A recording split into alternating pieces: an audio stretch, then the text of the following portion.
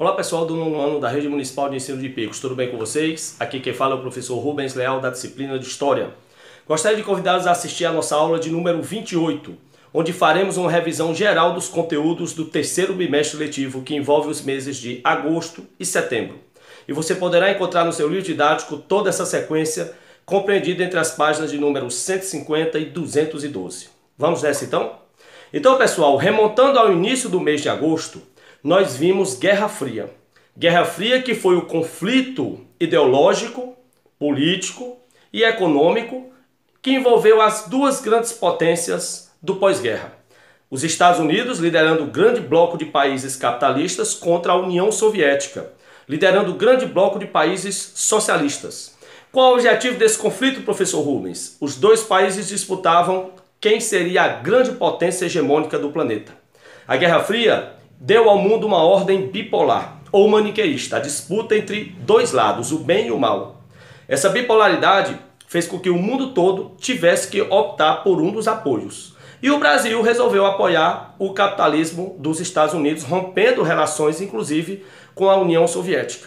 Nesse período houve também, é bom frisar, a corrida espacial e armamentista, onde Estados Unidos e União Soviética disputavam quem conquistaria o espaço, quem teria um projeto mais audacioso e quem teria armas de destruição mais letal que o outro. Era a corrida espacial armamentista que fizeram parte do rol da Guerra Fria, como também a política de alianças. Alianças eram acordos firmados. Os Estados Unidos firmaram acordos com seus grupos através do Plano Marshall, que era um plano de apoio econômico aos seus países aliados, e os Estados Unidos criaram também a OTAN, a Organização do Tratado do Atlântico Norte, que era uma aliança militar com seus países aliados, e a União Soviética teve também as suas duas versões, o Comecon, que era um auxílio econômico da União Soviética aos seus aliados, e o Pacto de Varsóvia, que era a aliança militar entre a União Soviética e os seus países aliados.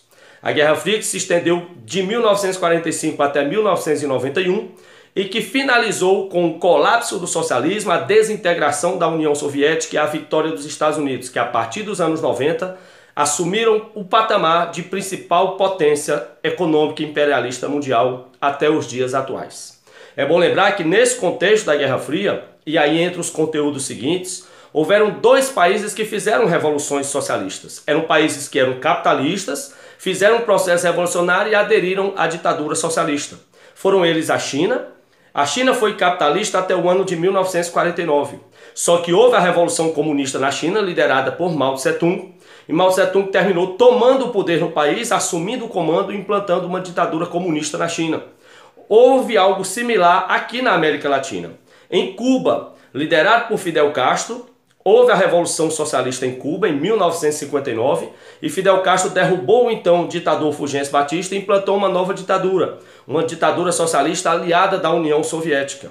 Essa Revolução Cubana, aqui na América Latina, e a Revolução Chinesa são os dois grandes exemplos de países que eram aliados dos Estados Unidos e que, através de processos revolucionários, implantaram ditaduras comunistas e romperam com os norte-americanos. Também trabalhei ainda no fim de agosto o processo dos nacionalismos na África e na Ásia.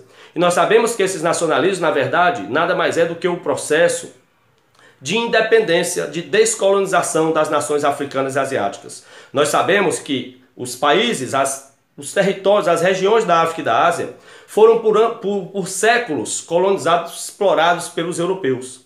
Os europeus extraíam matérias-primas, extraíam combustíveis fósseis e enviavam produtos industrializados para os mercados consumidores asiáticos e africanos. Essa exploração durou alguns séculos e após a Segunda Guerra Mundial, com a fragilidade do continente europeu, que estava parcialmente destruído pelo conflito, essas regiões africanas resolveram iniciar suas lutas de independência.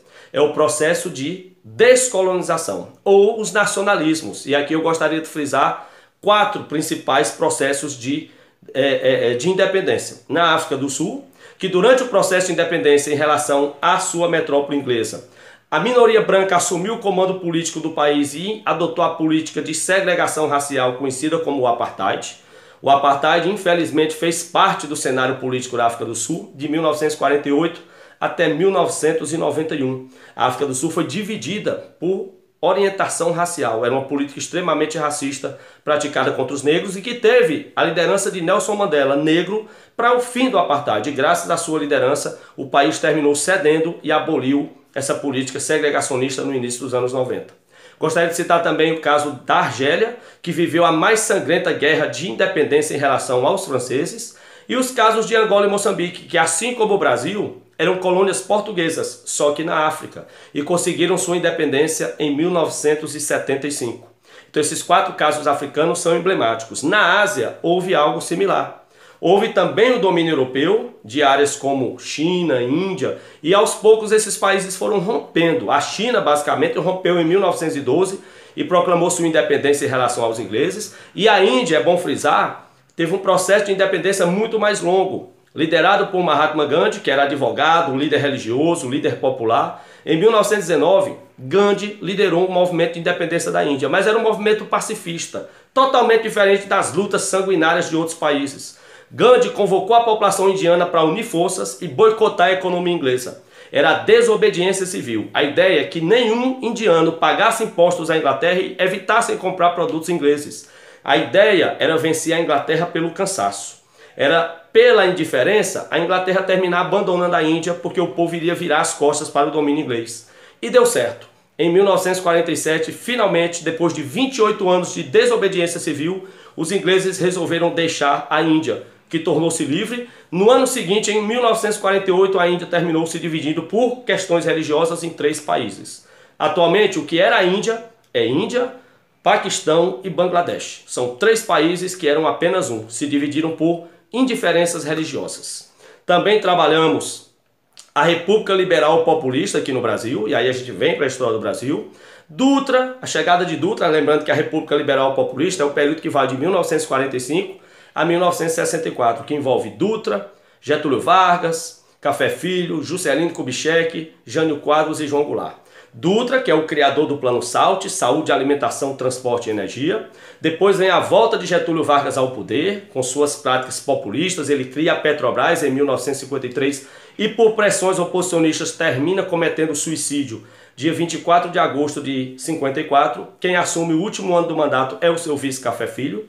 Em 55, Juscelino Kubitschek, o JK, assume o poder, cria o plano de metas, desenvolve o país, atrai indústrias e transfere a capital do Rio de Janeiro para Brasília, que é inaugurada em 21 de abril de 1960.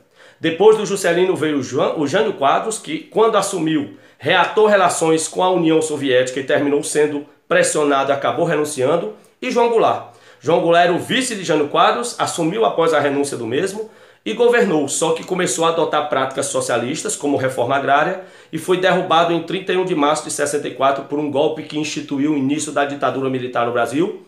E a ditadura nós também vimos. A ditadura militar no Brasil, que vai de 1964 até 1985. São 21 anos, 5 generais passaram pelo poder. O general Castelo Branco, o general Costa e Silva, o general Médici, o general Geisel e o general João Figueiredo.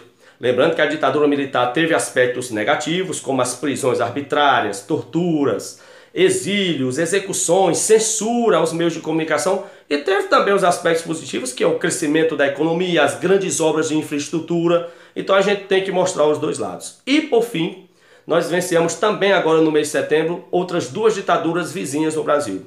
A ditadura no Chile, liderada pelo general Augusto Pinochet, e a ditadura na Argentina com os generais Leopoldo Galtieri e Jorge Rafael Videla. Foi esse o conteúdo, espero que tenham gostado, um forte abraço e até a próxima.